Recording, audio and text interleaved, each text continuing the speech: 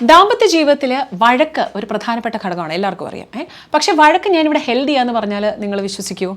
Yes, fighting is healthy if it is up to an extent. അതായത് ഒരു കുഞ്ഞു രീതിയിലാണ് എന്നുണ്ടെന്നുണ്ടെങ്കിൽ നിങ്ങളുടെ റിലേഷൻഷിപ്പിനെ സ്ട്രെങ്തൻ ചെയ്യാനായിട്ട് ഫൈറ്റ്സ് നല്ലതാണെന്നാണ് പല റിസർച്ച് സ്റ്റഡീസും റിലേഷൻഷിപ്പുമായി ബന്ധപ്പെട്ടിട്ട് പറഞ്ഞേക്കുന്നത്. പക്ഷേ ഈ ഫൈറ്റിൽ തന്നെ ഒരു 2-3 ക്ലോസ് ഉണ്ട് കേട്ടോ. ഞാൻ ഈ പറയുന്ന രീതിയിലാണോ നിങ്ങളുടെ ഫൈറ്റ് എന്ന് നിങ്ങളൊന്ന് നോക്കുക.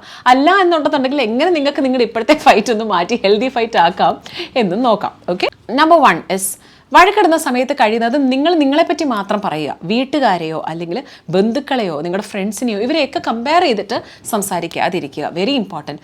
പലപ്പോഴും നിങ്ങൾ തമ്മിൽ മാത്രമുള്ളൊരു ഇഷ്യൂ, ആ ഇഷ്യൂവിനല്ല നിങ്ങൾ ഫോക്കസ് ചെയ്യുന്നത്, ആൾക്കാരെയും അല്ലെങ്കിൽ പഴയ കാര്യങ്ങളും അതിനെ ചേർത്ത് കണക്ട് ചെയ്ത് പല കാര്യങ്ങളിലേക്ക് ഇത് പോകുമ്പോഴാണ് ഇത് വേറൊരു രീതിയിലേക്ക് ഇതായി വേഴ്സായി മാറുന്നത്. അത് നന്നല്ല. അപ്പോഴത്തെ ഒരു ഇഷ്യൂവിനെ പറ്റി പറയുക, മറ്റുള്ളവരിലേക്ക് നിങ്ങളിത് ഫോക്കസ് ചെയ്യാതെ ഇരിക്കുക. നമ്പർ 2, കഴിയുന്നതും നിങ്ങൾ ഈ ഓപ്പോസിറ്റുള്ള ആളെ ഇങ്ങനെ ചൂണ്ടി പറയാതെ നിങ്ങളിലേക്ക് നിങ്ങളൊന്ന് ശ്രദ്ധിക്കുന്നത് നന്നാവും. അപ്പോൾ ഫോർ എക്സാമ്പിൾ, എനിക്ക് വിഷമമേ, എനിക്ക് ആ ഒരു കാര്യത്തിൽ ഒരുപാട് സങ്കടമായി എന്ന് പറയുന്നത് ഓക്കെയാണ്. നീ കാരണമാണ് എനിക്ക് ആ സങ്കടമായത്, നീയാണ് ഇതിനെല്ലാം കാരണം, മനസ്സിലായോ? അപ്പം അങ്ങോട്ട് കയറി പറഞ്ഞ് അത് കുറ്റപ്പെടുത്തുമ്പോൾ ഇതൊരു അൺഹെൽത്തി ആയിട്ടുള്ളൊരു ഫൈറ്റിലേക്ക് മാറുന്നു. ഞാൻ പറഞ്ഞില്ലേ, ഫൈറ്റ്സ് നല്ലതാണ്, പരസ്പരം അത് മനസ്സിലാക്കി എന്താണെന്ന് അതിനെപ്പറ്റിയുള്ള എക്സ്പ്ലനേഷൻ എടുക്കുന്നതും സംസാരിക്കുന്നതും ഒക്കെ നല്ലതാണ്. പക്ഷേ വേറെ പല കാര്യങ്ങളിലേക്ക് ഇത് പോകുമ്പോൾ ബ്രാഞ്ച്, ഈ ട്രീയുടെ ബ്രാഞ്ചസ് എന്ന് പറഞ്ഞ പോലെ ഒന്നിനെ തൊട്ടിലേക്ക് പോകുമ്പോഴാണ് ഇത് വേറൊരു ലെവലിലേക്ക് മാറി നമ്മുടെ കയ്യിൽ ഇത് നിൽക്കാണ്ട് വരുന്നത്. Number 3, try listening to understand. അതായത് അങ്ങോട്ടും ഇങ്ങോട്ടും പറയുമ്പോൾ പരസ്പരം ആ ഒരു സ്പേസ് കൊടുത്ത് പറയുന്ന എന്താണെന്നൊന്ന് കേൾക്കാൻ ക്ഷമയോടുകൂടി ഇരിക്കാനുള്ള ഒരു ശ്രമം നിങ്ങൾ നടത്തിയാൽ തന്നെ അവിടെ ഇപ്പം ഹസ്ബൻഡ് വൈഫിനോട് പറയുന്നു, വൈഫ് ഹസ്ബൻഡിനോട് പറയുന്നു, പറയുന്നത് കേൾക്കുന്നതിന് മുമ്പ് നമ്മളുടെ ഭാഗം നമ്മളിങ്ങനെ പറഞ്ഞുകൊണ്ടിരിക്കുകയാണ്. That is not right. Be patient, കാമായിട്ട് അത് അങ്ങോട്ടും ഇങ്ങോട്ടും ഒന്ന് കേൾക്കാനുള്ളൊരു ശ്രമം നടത്തും. അപ്പോൾ ഓട്ടോമാറ്റിക്കലി നിങ്ങൾ പറയും, അതിന് കേൾക്കാനായിട്ട് എനിക്കൊരു സ്പേസ് തരണ്ടായോ എന്ന്. ഇതാണ് ഞാൻ പറയുന്നത്. അവിടെയാണ് നമ്മളെ തന്നെ തിരുത്താൻ നോക്കേണ്ടത്. And last but not the least എന്തെന്ന് വെച്ചാൽ, നിങ്ങൾ കഴിയുന്നതും ഒരു സൊല്യൂഷൻ കണ്ടെത്തിയ ഫൈറ്റ് അവിടെ നിർത്താൻ നോക്കുക, റാദർ ദാൻ സൈലൻസ്.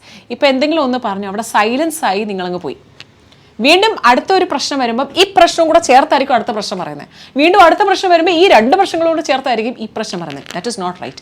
സൊല്യൂഷൻ എന്ന് പറയുന്ന ഒരു കാര്യം അവിടെ വെച്ച് തന്നെ നിങ്ങളൊന്ന് കണ്ടെത്തി പറഞ്ഞു, അല്ലെങ്കിൽ ഒരു തന്നെത്താനെ ഒന്ന് ഡ്രൈവിന് പോയി അവിടെ നിങ്ങൾ ഒരു ഐസ്ക്രീം കഴിച്ചോ അല്ലെങ്കിൽ ജ്യൂസ് കുടിച്ചോ അതവിടെ നിന്ന് സൊല്യൂഷനോട് കൂടി ഇങ്ങോട്ട് വന്നാൽ ഒരാളെങ്കിലും ഒന്ന് കോംപ്രമൈസ് ചെയ്തു ഹഗ് ചെയ്യുക. പലപ്പോഴും ഈ കമ്മ്യൂണിക്കേഷൻ ഗ്യാപ്പ് അല്ലെങ്കിൽ ബ്രിഡ്ജിങ് ദ ഗ്യാപ്പ് എന്നൊക്കെ പറയത്തില്ലേ, എന്ന് പറയുന്ന പോലെ ലാക്ക് ഓഫ് ഫിസിക്കൽ ഇൻറ്റിമസി ഇതിനൊരു വലിയ ഘടകമാണ്. കാര്യം ഒന്ന് പറഞ്ഞു തിരിഞ്ഞ് അങ്ങോട്ടും പോയി തിരിഞ്ഞ് ഇങ്ങോട്ടും പോയി. നോ, ഒരു പക്ഷേ ചിലപ്പോൾ ഒരു വാം ഹഗ് അത് അവിടെ അപ്പം തീർക്കും. ഇപ്പം ഫോർ എക്സാമ്പിൾ ഇപ്പോൾ ഒരു ലേഡിയെ സംബന്ധിച്ചിടത്തോളമാണെങ്കിൽ നമുക്കറിയാം 3-4 ഫേസസ് ആണ്. പലപ്പോഴും ലൂട്ടിയൽ ഫേസിലേക്കൊക്കെ കയറി വരുന്ന ആൾക്കാരാണെങ്കിൽ ഓവർ തിങ്കിങ് കണ്ടമാനമാണ്. അപ്പോൾ ആ സമയത്ത് ഒന്ന് ഹഗ് ചെയ്യുമ്പം, ഒന്ന് പാറ്റ് ചെയ്യുമ്പം, കുറച്ച് നേരം ഒന്ന് കൂടി ഇരിക്കുമ്പോൾ അത് മാറും. തിരിച്ച് ഇതേപോലെ തന്നെ ഹസ്ബൻഡ് ജോലിയെല്ലാം കഴിഞ്ഞ് തിരിച്ച് വീട്ടിൽ വരുന്നു.